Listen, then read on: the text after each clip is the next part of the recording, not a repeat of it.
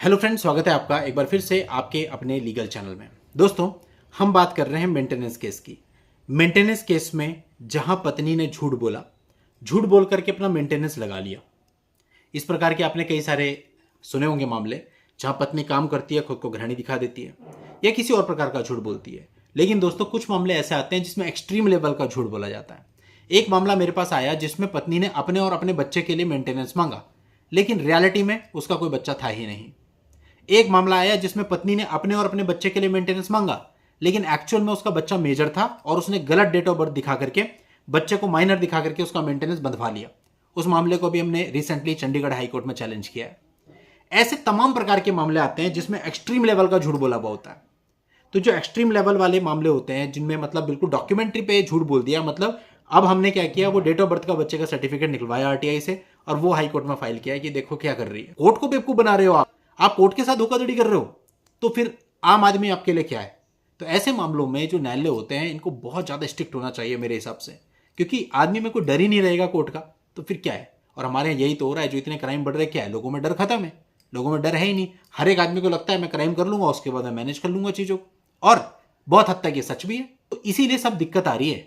अब क्या है कि मेंटेनेंस केस में जहां पत्नी ने झूठ बोला, आपको उसके खिलाफ एक्शन जरूर लेना चाहिए। अब कई सारे लोगों का इस पे मत होता है कि साहब हम एक्शन लेंगे तो कोर्ट उस पर कुछ करता नहीं है। वो सेकेंडरी है। प्राइमरी क्या है कि अगर आपके पास ऐसा कुछ पुख्ता सबूत आ गया जिससे आपको पता चलता है पत्नी ने झूठ बोल के मेंटेनेंस लगवा लिया है या झूठ बोल के मेंटेनेंस लगवाने की कोशिश कर रही है, तो आपको तुरंत के तुरंत उसके ऊपर परजरी भी फाइल करनी चाहिए। और कुछ बड़े लेवल का उसने कर दिया है तो फिर 420 भी फाइल करना चाहिए। हालांकि जो 420 होता है उसके इंग्रेडिएंट काफी डीप है, तो वो जल्दी से दर्ज नहीं हो पाएगा। वो केवल कुछ स्पेसिफिक मामले जहां पे पत्नी ने कुछ बड़ा कर दिया है वहां हो सकता है। जैसे कि रिसेंट हमारे पास एक मामला आया था जिसमें पत्नी ने अपने बयान ओवरराइट कर दिए और बाद में हमने उसकी कॉपी निकलवा ली आरटीआई से, और उसमें पता चल गया कि जो पत्नी है, पत्नी ने ओवर राइटिंग करके बयान चेंज किए थे। मतलब आप तो कोर्ट के साथ ही फ्रॉड कर रहे हो, और फिर वही कॉपी कोर्ट में सबमिट हो गई। अब आरटीआई की कॉपी भी है और वो ओवर राइटिंग वाली कॉपी भी हमारे पास है। तो ऐसे जो कंक्रीट मामले आ जाते हैं, इसमें सीधा सीधा 420 बनता। आप कोर्ट के साथ ही धोखाधड़ी कर रहे हो, तो इस प्रकार के मामलों में तो बिल्कुल भी नहीं छोड़ना चाहिए। इस प्रकार के मामलों में 420 भी बन रहा है, आप डॉक्यूमेंटेशन में चेंज कर रहे हो, ऑल्ट्रेशन कर रहे हो, 468 भी बन रहा है। तो ऐसे ऐसी धाराएं बन रही है जिसमें 10-10 साल तक की सजा पड़ती है। तो जो आदमी गलत कर रहा है उसको कभी मत छोड़िए, आप एक्शन लीजिए। और अगर छोटी चीजें हैं, आपको लगता है माइनर चीजें हैं कि अपनी जॉब छुपा ली है, बैंक स्टेटमेंट छुपा ली है, कई बार यह भी देखा गया है बैंक स्टेटमेंट की कॉपी में ओवर राइटिंग की गई होती है या कुछ एंट्री मिसिंग होती हैं। वो सब जानबूझ के किया जाता है। जहां पर पकड़े जाने का डर होता है वो एंट्री मिसिंग होती है, यानी फर्जी, फ्रॉड बैंक स्टेटमेंट फाइल की गई है। लेकिन जब बैंक से स्टेटमेंट निकाली जाती है तो कुछ और होती है। ऐसा कुछ पकड़ में आ गया तो ये भी सिमिलर ही है कि ऑल्ट्रेशन कर रहे हैं आप डॉक्यूमेंट्स का, और डॉक्यूमेंट्स का ऑल्ट्रेशन, मॉडिफिकेशन, गलत डॉक्यूमेंट प्रेजेंट करना सही की तरह, ये सब कुछ बहुत बड़ा क्राइम है इंडिया के अंदर। ये बहुत सारे लोगों को पता नहीं होता, वो उसको बहुत लाइटली लेते हैं, लेकिन लाइटली लेने की चीज नहीं है। आप इस पर कंप्लेंट केस फाइल कर दो, सिंपल। अगर डॉक्यूमेंट्री है तो कंप्लेंट केस में इनको कॉग्निजेंस होगा ही होगा। 7 साल की, 10 साल की, उससे भी ज्यादा की सजाएं इन धाराओं में होती हैं। तो ऐसे में अगर आपकी पकड़ में कुछ ऐसा आ रहा है, इतना कंक्रीट आ रहा है जो ऑन डॉक्यूमेंट है, ऑन रिकॉर्ड है, तो फिर आप इनके ऊपर अलग से कंप्लेंट केस फाइल कराओ। परजरी के चक्कर में ना पड़ो।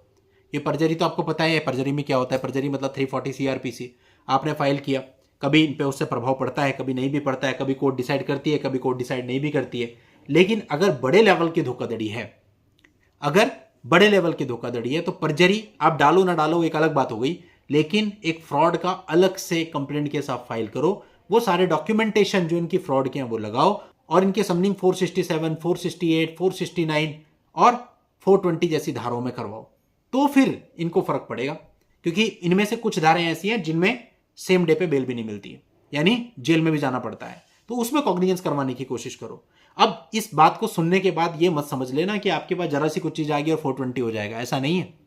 बहुत से लोग कहेंगे उसने तो पिटीशन में झूठ लिखा है, मैं 420 करने जा रहा हूं। ऐसा नहीं है। 420 बहुत डीप है, पहले 420 को अच्छे से पढ़ लो। और मैंने आपको इसीलिए एक एग्जांपल भी दिया इस वीडियो में कि कैसे मामलों में 420 में आप जा सकते हैं। इस लेवल का फ्रॉड हो कि उन्होंने बिल्कुल चेंज कर दिया है डॉक्यूमेंट, गलत डॉक्यूमेंट सबमिट कर दिया है, कोर्ट के सामने कुछ ऐसी गलत रिप्रेजेंटेशन कर दी है, डेट ऑफ बर्थ का गलत सर्टिफिकेट प्रोड्यूस कर दिया है।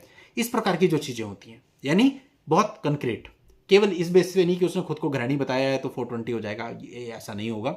इसमें कोर्ट संज्ञान नहीं लेगा। अगर ऐसे छोटे मामले हैं कि खुद को गृहिणी बता दिया है या अपनी क्वालिफिकेशन गलत बता दिया है या अपनी बैंक स्टेटमेंट नहीं दी है या एक बैंक खाता छुपा लिया है, तो ऐसे मामलों में परजरी ही सही है। ऐसे मामलों में अलग से 420 का केस आपका नहीं चल पाएगा।